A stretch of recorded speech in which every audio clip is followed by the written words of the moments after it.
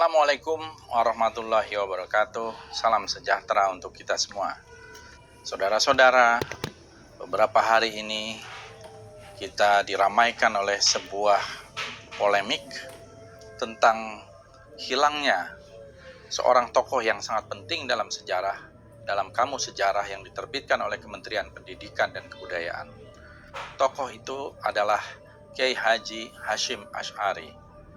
Kiai Haji Hasyim Asy'ari, seorang tokoh yang juga telah menjadi pahlawan nasional, pendiri Nahdlatul Ulama, dan penggagas dan yang mengeluarkan resolusi jihad tahun 1945 sehingga menggerakkan arek-arek Surabaya untuk melawan upaya kolonialis baik Inggris maupun Belanda untuk kembali menjajah Indonesia, ternyata tidak ada di dalam kamus sejarah. Hilangnya Kiai Haji Hasyim Asy'ari dari kamus sejarah ini adalah sebuah peristiwa yang menurut saya sangat penting, karena kamus ini dibuat, diterbitkan, dan telah ada ISBN-nya oleh Kementerian Pendidikan dan Kebudayaan.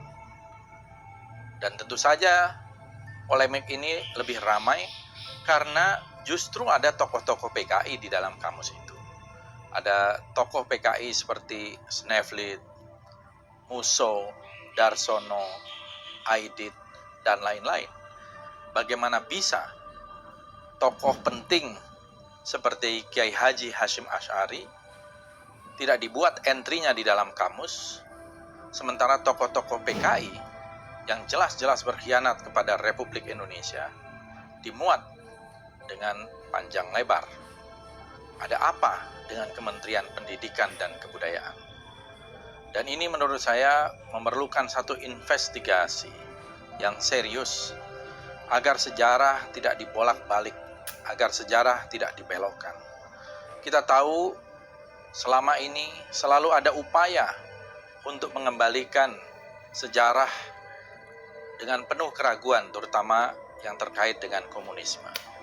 Sejarah tahun 1948 tentang pemberontakan PKI Musso di Madiun selalu dikatakan sebagai provokasi Hatta atau Red Drive Proposals. Ini adalah akibat Perang Dingin.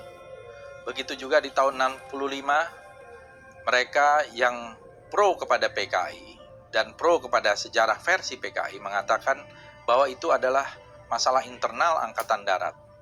Itu bukan kudeta dari PKI. Saudara-saudara, dalih semacam ini adalah sebuah dalih yang bukan baru.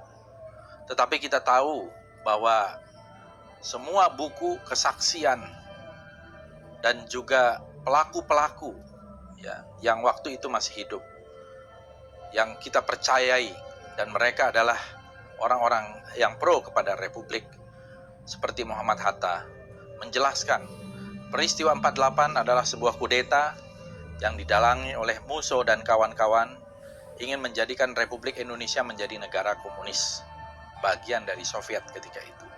Dan ini sebuah pengkhianatan karena mereka menusuk dari belakang ketika kita berjuang berusaha melawan kolonialis Belanda. Tiba-tiba PKI menusuk dari belakang pada saat yang sama. Begitu juga di tahun 65, para jenderal dibantai, dibunuh dengan sadis, disiksa. Kemudian mereka dikuburkan di lubang buaya, dan besoknya Saudara Untung membuat pengumuman tentang Dewan Revolusi yang mengangkat dirinya sebagai pemimpin. Dan ini adalah tipikal dari kudeta PKI. Begitu juga Harian Rakyat pada 2 Oktober mengamini apa yang menjadi kudeta tersebut. Upaya pembelokan sejarah atau menghapus jejak sejarah ini sangat berbahaya, apalagi melalui institusi-institusi resmi negara seperti Kementerian Pendidikan dan Kebudayaan. Perlu ada investigasi di dalam Kementerian Pendidikan dan Kebudayaan. Apakah ada anasir-anasir yang memang pro-komunis, pro sejarah komunis, dan ingin menghapus sejarah itu?